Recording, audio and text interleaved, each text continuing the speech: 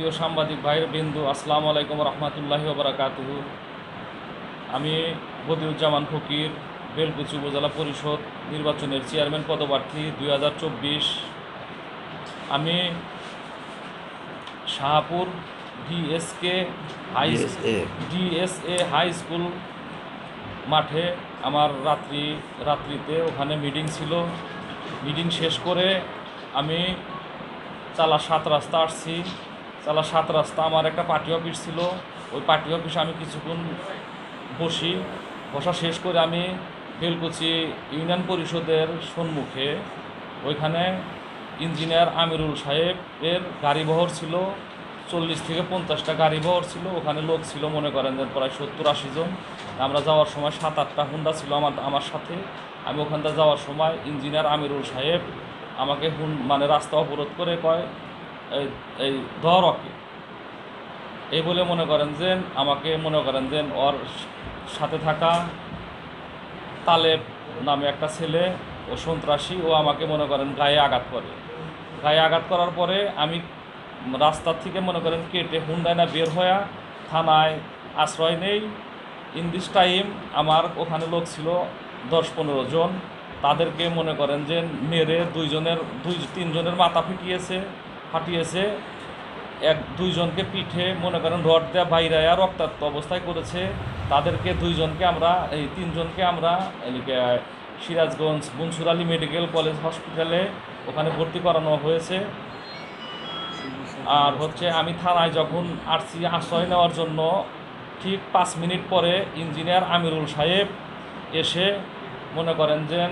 অসৃষ্টি ভাষায় 40-50টা হুন্ডা নিয়ে এসে থানায় ঘেরা করে অসৃষ্টি ভাষায় আমার সম্বন্ধে গালিগালাজ করছে। বলছে রক্তর বন্যা বাবা দিমু, রক্ত দেওয়া হোলি খেলমু, এই বলে আমাকে ইন্ডিকেট করে কয়, এই যে বদিউজ্জামান ফকির 10 শুয়োরের বাচ্চাকে এই জায়গায় মাইরে একদম টান দেওয়া সিরা ফাইরা ফেলা দিমু। এটা আমার মুখের কথা না।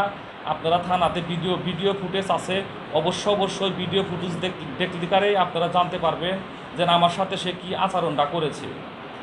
এই জিনিসটা থানাতে আপনারা ভিডিও ফুটেজ দেখলে আপনারা জানতে পারবেন যে সে একজন চেয়ারম্যান প্রার্থী হয়ে আমার সম্বন্ধে কী ধরনের বিহেভ করেছে। প্লাস আজকে আমি অত্যন্ত দুঃখের সাথে একটা কথা বলতে চাই, সে মণ্ডল গ্রুপের কটন ক্লাব বিডি লিমিটেডের সে জিএম অপারেশন অবস্থায় সে কর্মকর্ত থাকা সত্ত্বে সে আজকে এই এমপির সমর্থন নিয়ে আসে জায়গায় জায়গায় বইলা বেড়াইতেছে যে আমি এমপির সমর্থিত প্রার্থী।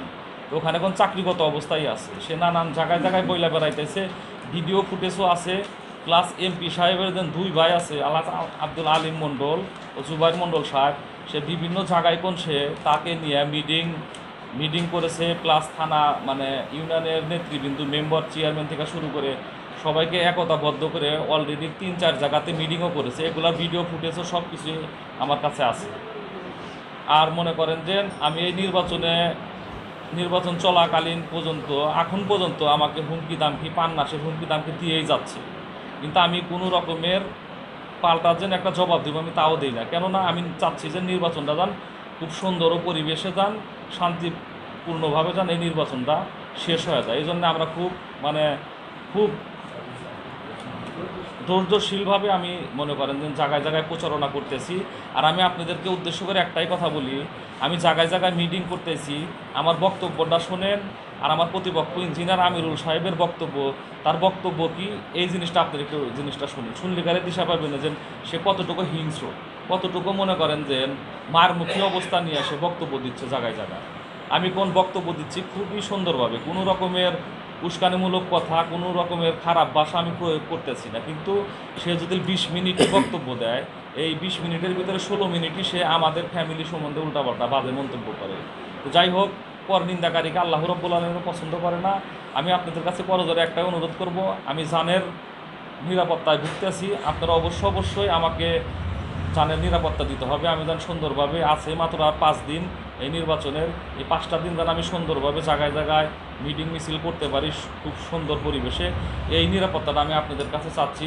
মাননীয় প্রধানমন্ত্রীর কাছে আমার করজোরে অনুরোধ থাকবে, আপনি 16 কোটি মানুষের আশার প্রদীপ, আপনি অবশ্যই এই বেলকুচি উপজেলা পরিষদ মানে এই উপজেলা পরিষদ নির্বাচনে আপনি একটা জিনিস করেছেন, প্রতিকুদ্র করে দিয়েছেন। গণতন্ত্র দেশ, সবার সমান অধিকার আছে। আপনি অবশ্যই এই উপজেলা পরিষদ নির্বাচনে যেন কোনো রকমের হানাহানি মারামারি না হয়, এই জিনিসটা আপনি অবশ্যই দেখবেন। এই লেগে আমার আপনাদের কাছে আশা। তখনই ইঞ্জিনিয়ার আমিরুল সাহেব এসে মনে করেন থানা ঘেরা করে আমাকে খুবই মানে অকাত্য ভাষায় বকাবকি করছে। এখানে থানায় ফুটেজ আছে।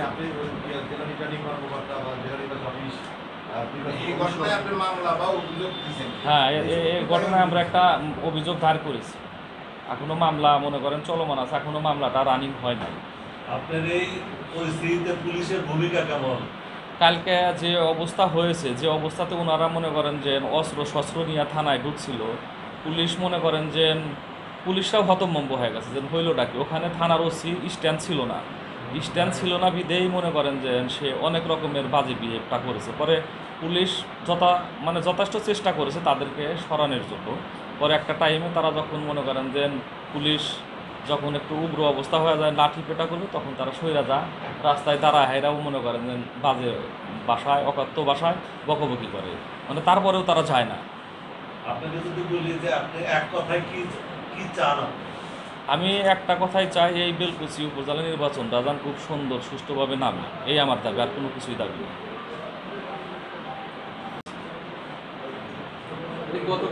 হ্যাঁ, গতকালকে রাত্রে। এটা হচ্ছে একজনের নাম হচ্ছে রেজাউল করিম, আরেকজন রেজাউল করিম হচ্ছে আমাদের অফিসের কর্মকর্তা, ওনার বাড়ি হচ্ছে দৌলতপুর। আর একজন হচ্ছে আমার ভাতিজা, আর একজন হচ্ছে মুশারফ,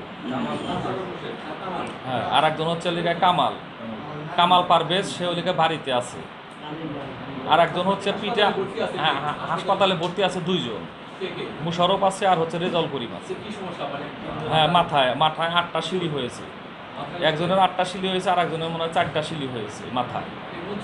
হ্যাঁ, মনসুর আলী হসপিটালে ভর্তি আছে। হ্যাঁ, সদরের থেকে ওনারা বুঝতে পারে নাই না, এটা ডাইরেক্ট মনসুর আলীতে চলে গেছে।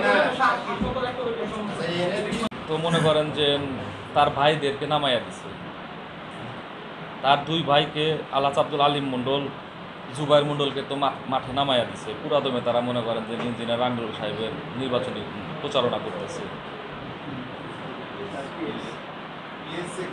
হ্যাঁ, পিএস সেলিমও মনে করেন যে নির্বাচনের প্রচারণা করতেছে পুরাদমে।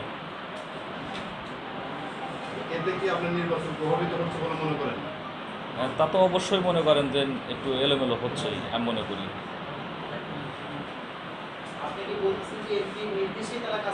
এমপির নির্দেশে তারা কাজ করছে।